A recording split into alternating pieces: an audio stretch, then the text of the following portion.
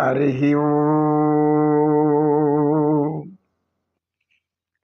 ఓం జై శ్రీరామ్. సీతా సమేత శ్రీరామచంద్ర. శ్రీరాఘవం దశరథాత్మజమప్రమేయం సీతామనోభిరామం రఘువంశసోం రామం నిశాచర వినాశకరం నిశాచర వినాశకరం నమామి. శ్రీరామచంద్రుడు. రామ అనే 2 అక్షరాలు ఎంత రమ్యమైనదో, ఎంత పవిత్రమైందో, ఎంత పావనమైందో, ఎంత ఆనందమైందో, ఎటువంటి బాధల్లో ఉన్న మనిషిని కూడా సంతోషపెట్టగలిగేటటువంటి ఆ ఒక్క పదం రామ. రామ రామ అనుకుంటూ ఉండండి, సంతోషం మీకు వినీకృతం అవుతుంది. అంటున్నప్పుడు ఒక స్త్రీ ఆ గ్రామంలో ఆమె మధ్య వయస్కురాలు వచ్చింది. గురువు గారు, ఈమె ఏదో బాధపడుతూ ఉంది, మీకు చెప్పాలంటుంది అని వినయశీలుడు పరిచయం చేశాడు. శ్రావణభూతి కూడా, అవును గురువు గారు, ఆమె చాలాసేపు వేచి ఉంది, మీరు ధ్యానంలో ఉన్నారు కనుక మేమేం చేయలేకపోయామన్నట్టు. ఏం పర్వాలేదమ్మా, నీ సమస్య చెప్పమ్మా. అయిపో ఒక తీరని వేదన నాలో మిగిలిపోయినట్టు. ఏ పని చేయాలని తోచడం లేదు, ఏది తాకాలన్నా భయం వస్తుంది, ఇదేమవుతుందో అదేమవుతుందో అన్నట్టు భయం. పొయ్యి వెలిగించాలంటే అన్ని పట్టుకుంటుందేమో, అది ఎవరి మీదైనా పడుతుందేమో, ఇలా విపరీతమైన ఏదో ఆలోచనలు భయపెట్టేస్తున్నాను అన్న ఆలోచనలు. మనసులో ఉండటం లేదు. ఎప్పుడు కూడా నా భర్త ఎక్కడికన్నా బయటికి వెళ్ళేటప్పుడు ఆయన సహజంగా నేను ఏదో వచ్చి నుదుట ఏదో బొట్టు పెట్టి తీస్తే కానీ బయట పోయేవారు. ఇప్పుడు నన్ను పట్టించుకోవడం లేదు. ఆయన పాటికాని వెళ్ళిపోతూ ఉన్నారు. ఏమవుతుందేమో అని నా భయం. ఎందుకు, ఇది వరకు నేను పెట్టడం వల్లనే ఆయన అన్ని కార్యాలు నిర్వర్తించారు, ఇప్పుడు చేయలేకపోతున్నారు. నేను పెట్టుకోలేకపోతుండడం వల్ల ఏమన్నా అవుతుందేమో అదొక భయం. పిల్లలు పెద్దవాళ్ళు అయ్యారు, వాళ్ళు పొలాలు సేద్యం చేసుకుంటున్నారు, మళ్ళీ పెళ్ళిళ్ళు అయిపోయి. ఇవన్నీ ఏం చేయాలి, నాకు ఈ భయం పోవాలంటే ఏం చేయాలి? అమ్మా, మీరు చెప్తున్నది అసలు సమస్యే కాదు. ఇది సహజంగా అందరిలో ఉన్నటువంటిదే. ఎందుకంటే ఒక తల్లిగా నీవు అనేక పాత్రలు పోషించాలి. మగవాడు అట్ట కాదు. భర్త అనేవాడు సంపాదించడం, ఎలా సంపాదించి ఇంట్లో ఇవ్వటం, కావాల్సింది చూసుకోవటం, అంతే. అయితే నీవు తల్లిగా, దాస్యగా, భార్యగా, సేవకురాలిగా, అన్నం వడ్డించే మాతృమూర్తిగా, జ్ఞానం బోధించే గురువుగా పిల్లలకు, కార్యేషు దాసి కర్ణేషు మంత్రి, భోజ్యేసు మాత శయనేషు రంభ అని మన వాళ్ళకి చెప్పలేదు. ఒక స్త్రీ ఇన్ని కార్యక్రమాలు చేయాలి. న్యాయవాది కూడా నువ్వే.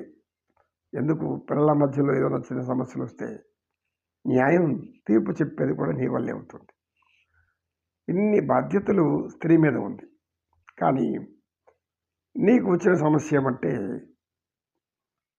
అందరూ కలిసి కూర్చొని ఆనందించే సమయం లేకుండా పోయింది. ఇప్పుడు నీవు, నీ భర్త, నీ బిడ్డలు చిన్నప్పుడు అందరూ కలుసుకుంటూ వాళ్ళ నోట్లో పెడుతుంటావు, వాళ్ళకి తినిపిస్తుంటావు, ఆనందిస్తుంటావు, పరవశిస్తున్నావు. నీ భర్త కూడా తింటుంటే వడ్డిస్తూ ఉంటే ఆనందిస్తుంటావు. వంట బాగుంది, ఈరోజు బాగా చేశాడు అని మెచ్చుకుంటుంటాడు. ఆయన ఎంత చక్కగా చేసే రుచికరంగా, భలే రుచిగా ఉంది, భలే రుచిగా ఉంది, మహానందంగా ఉంది, అబ్బా ఈరోజు ఈ తాంబూలం ఎంత బాగుందో అని భర్త అనేవాడు. అమ్మ నువ్వు తెస్తే బాగా ఆనందం అమ్మ, చిన్నప్పుడు నోట్లో పెడుతున్నావు, ఇప్పుడు వాళ్ళంతా పెద్దవాళ్ళు అయిపోయారు. నీ ఇవన్నీ గతం తలుచుకొని ఇలా దిగులు వచ్చింది. వారి మీద ప్రేమ పెంచుకొని వాళ్ళకి ఏమవుతుందో వీళ్ళకి ఏమవుతుందో అదేమవుతుందో ఇదేమవుతుందో ఏమీ కాదు. ఏదైనా అవ్వాలి అని అంటే అవ్వకుండా పోదు. అవ్వకూడదంటే నువ్వు అనుకున్నంత మాత్రాన అది ఆగదు. లేదు నువ్వు అనుకున్నట్టుగా ఏదో జరుగుతుందంటే నువ్వు అనుకున్నట్టుగా ఏది జరగదు. ఎవరికి ఏమీ కాదు. అయితే నీకు ఒక విషయం చెప్పాలి ఇప్పుడు.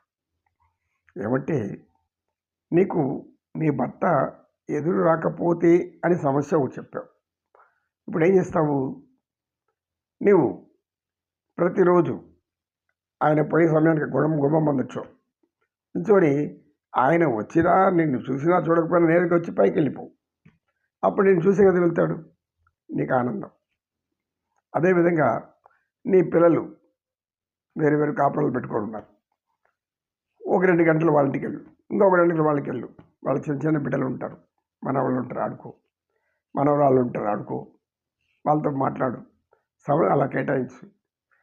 నీవు ఈ సమయం అంతా అందరూ దూరంగా ఉండటం వల్ల నీ ఎవరితోనూ కలిసి ఆనందించలేకపోవడం వల్ల నీ మనసు అలా మారిపోయింది. ఇప్పుడు నువ్వు మార్చుకో. నీ ఆలోచనలు అలా మారిపోవాలి అంటే, అవన్నీ మీ తలలోండి పారిపోవాలి అంటే నీవు నిన్ను మార్చుకోవచ్చు. అది నీ చేతుల్లోనే ఉంది. ఎలా ఉంది? నేను ఆలోచన చేసే విధానంలో వారికి ఏమన్నా అవుతుంది అనుకుంటారు. అలా కాకుండా ఇప్పుడు వాళ్ళకి అన్నీ మంచి జరుగుతుంది. ఎందుకు? దేవుడి ముందర కూర్చో, ఒక పుష్పమై జై శ్రీరామ్, నా పెద్ద కొడుకు శుభంగా ఉండాలి. జై సీతా సమేత శ్రీరామచంద్ర, నా చిన్న కొడుకు బాగుండాలి. నమో లక్ష్మీమాత, సరస్వతి మాత, పాహిమాం శరణు, నా కూతుర్లు బాగుండాలి. ఇలా భగవంతుడి ముందు 4 పూలు వేసుకుంటూ కూర్చో, వాళ్ళ పేర్లు చెప్పి వాళ్ళు బాగుండాలి బాగుండాలి బాగుండాలి అనుకుంటాం. అప్పుడు నీకు అది వెళ్ళిపోతుంది. ఏదైనా మన తలలో నుంచే పుడుతుంది. భయం బయట ఎక్కడా లేదు. భయం అనేది బయట లేదు, మన తలలో నుంచే పుడుతూ ఉంది. ఏ దృశ్యమైనా ఏదైనా కూడా అది కేవలం మన లోపల ఉన్నటువంటి బలహీనమైన ఆలోచనలు భయాన్ని కలిగిస్తూ ఉంటుంది. ఇది పోవాలి అంటే ఆలోచనలు బలవంతంగా ఉండాలి, శక్తివంతంగా ఉండాలి, దృఢత్వంగా ఉండాలి, అదే ధీరత్వంగా ఉండాలి, ధైర్యంతో ఉండాలి. ఇవన్నీ ఉన్నప్పుడు నీకు ఎలాంటి ఆలోచన రావు తల్లి.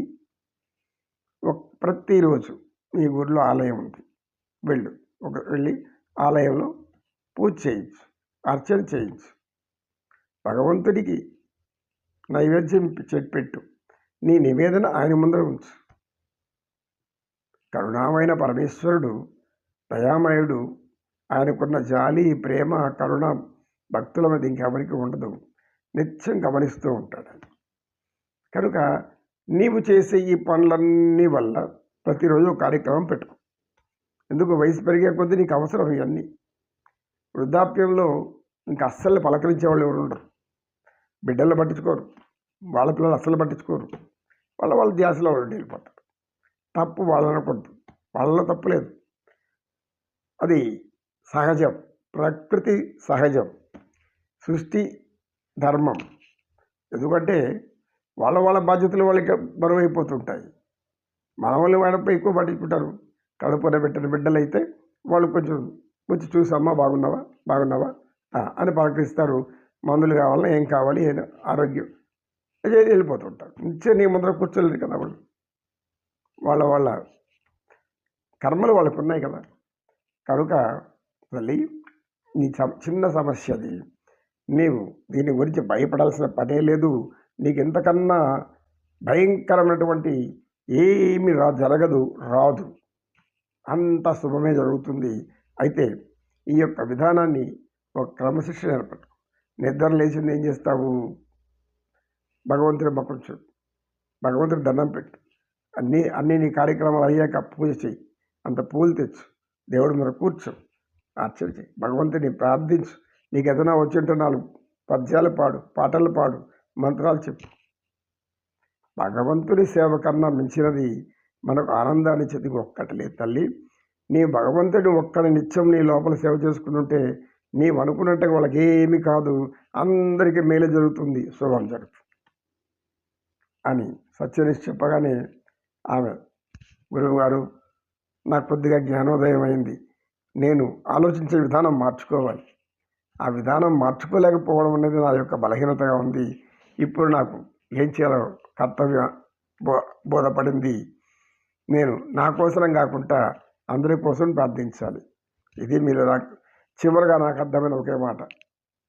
నేను నా కోసం ఆలోచించుకోవడమే భయపడుతున్నాను. అందరి కోసం ఆలోచిస్తే అందరూ బాగుపోతే నాకు ఎలా జరుగుతుంది? నమో నమ నమో నమ. కృష్ణం వందే జగద్గురు.